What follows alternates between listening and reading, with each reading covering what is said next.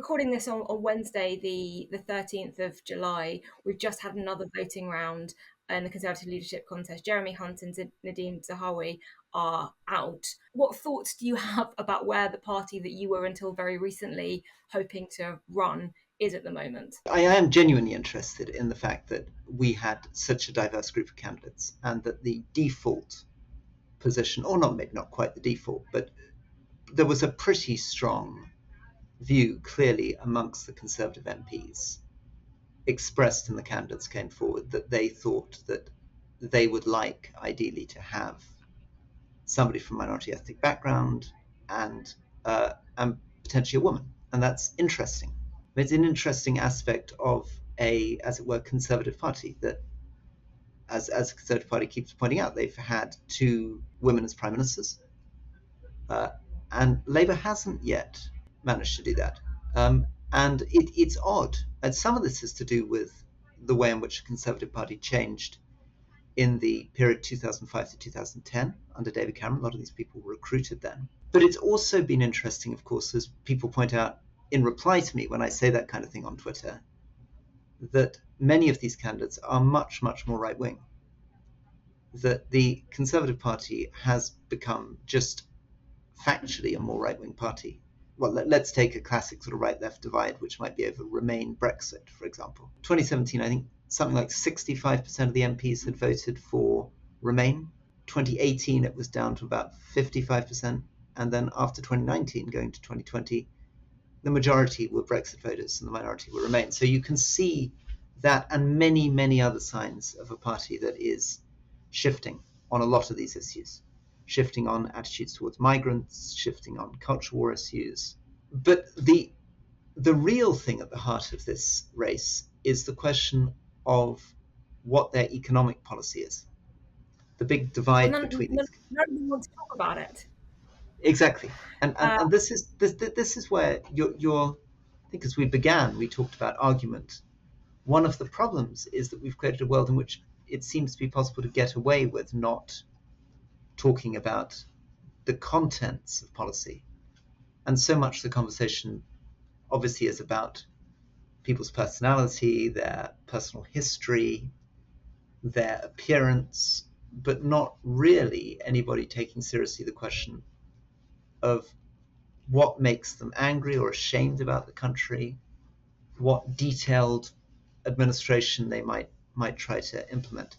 That's in a way sort of maybe represented in the fact that actually Sajid Javid, Nadim Zahawi, Jeremy Hunt, who've all been knocked out, were amongst the most experienced people either running businesses or actually in government ministerial positions, probably with the best track record on actually doing stuff, haven't made it through. It has been noted that while the current field of candidates is very diverse in terms of ethnicity and gender, as you said, it's not particularly diverse in terms of background, and it's also not particularly diverse in terms of policy or ideology.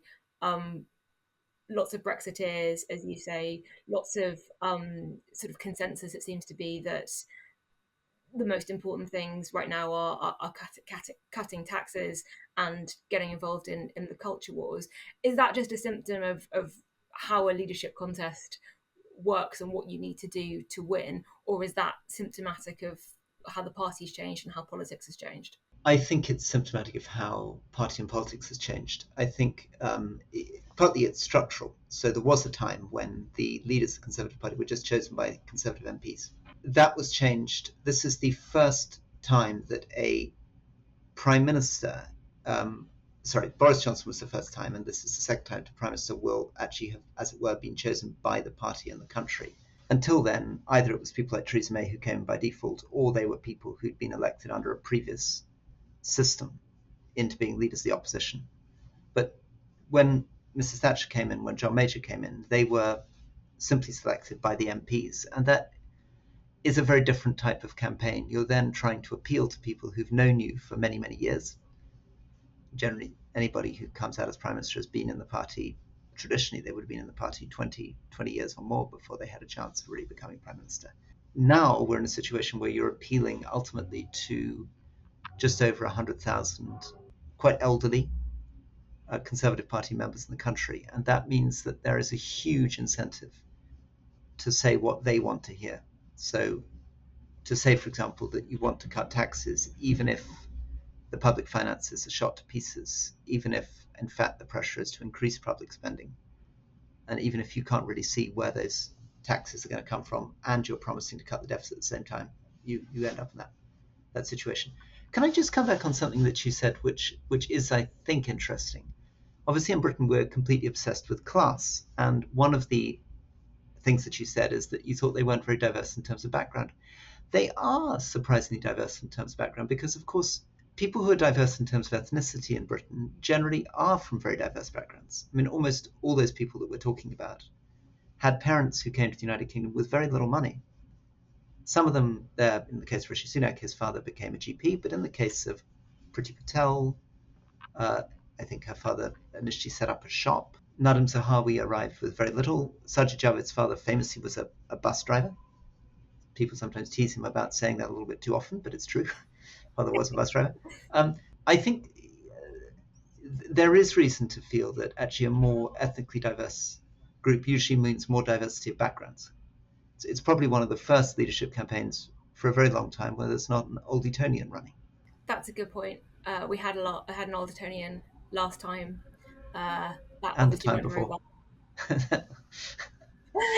There have been a few of them. I simply meant in terms of, I guess, sort of university background and then sort of a career in some kind of But professional. again, I interestingly very I think you'll find if you look at the full initial starting race of 12, very few of them went to Oxford and Cambridge. I think that's another big change. I think that I'm not a sociologist, but I think if you looked at the social economic background of leadership candidates, that is changing quite quickly. But what isn't happening is you're not getting the progressive politics emerging that you would expect. So I teach at Yale University, and I was talking to a student about that, and she had very much been educated to believe that if you had diverse leadership from low-income backgrounds, you would necessarily end up with more progressive policies. And I think that this suggests that may not always be the case. It's interesting that we're down to the final six at the moment, and there is only one white man remaining, who is interestingly the candidate from the left of the party, Tom Tugendhat, which is maybe not the state of affairs that you would expect. You ran about 3 years ago. I think we all remember you taking off your tie during a debate, and if you would like to share with us what the motivation for that was that some kind of like secret signal in some way? There were a lot of conspiracy theories about that. I can reveal for the first time on Yeah, your amazing show that I honestly it was that I simply couldn't work out walking onto stage whether I wanted to be wearing a tie or not. And so it was total indecision. Initially, I thought, I'm not going to wear a tie for this. And then I wore a tie, and then I thought, oh, I was right, I shouldn't wear a tie. And I think I was sitting there, by that stage, I'd lost the debate totally. I'd been trying to say, how are you going to be able to get a new Brexit deal without creating a problem in Ireland? How on earth are you going to be able to cut taxes and increase spending and reduce the deficit? And I was beginning to sort of rant. I was saying, this is all fantasy land. There is no reality in any of this. And it was somewhere around that moment that I finally thought I'm going to take off my tie. And I think it was a sort of strange kind of subconscious attack on the format. thank you. That clears up a lot of conspiracy theories.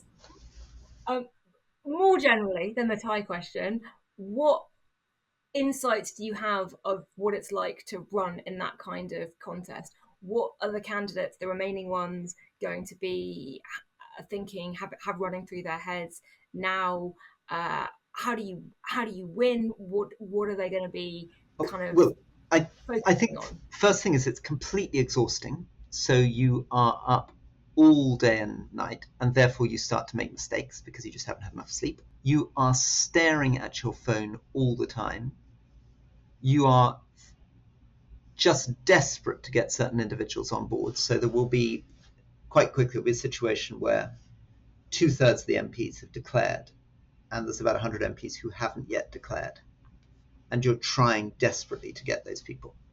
And it feels like a body blow when you lose just one of them. Because at this stage, they're getting into a knockout round where 1 or 2 votes can make the difference of whether you're knocked out or not, and can completely change it's extraordinary how it can completely change your future. In my case, if Sajid Javid had got 1 vote less in the penultimate round, he would have been knocked out, and his votes, many of them may have gone to me, in which case I might have gone into second place against Boris Johnson as I went into that final debate. But in fact, he got just that 1 vote more, he remained in, and the whole dynamic changes. So everything it's extraordinary. It's a sort of, there are lots of butterfly effects going on. So that's one thing. You're desperately looking at the floating voters. You're also desperate to differentiate yourself from the others. People will keep asking, why am I voting for you? And that's where you end up with a lot of these slightly bizarre statements where they're sort of projecting themselves as being the person who's going to do this or the person who's going to do that. And often it leads to quite dangerous promises being made to try to attract attention.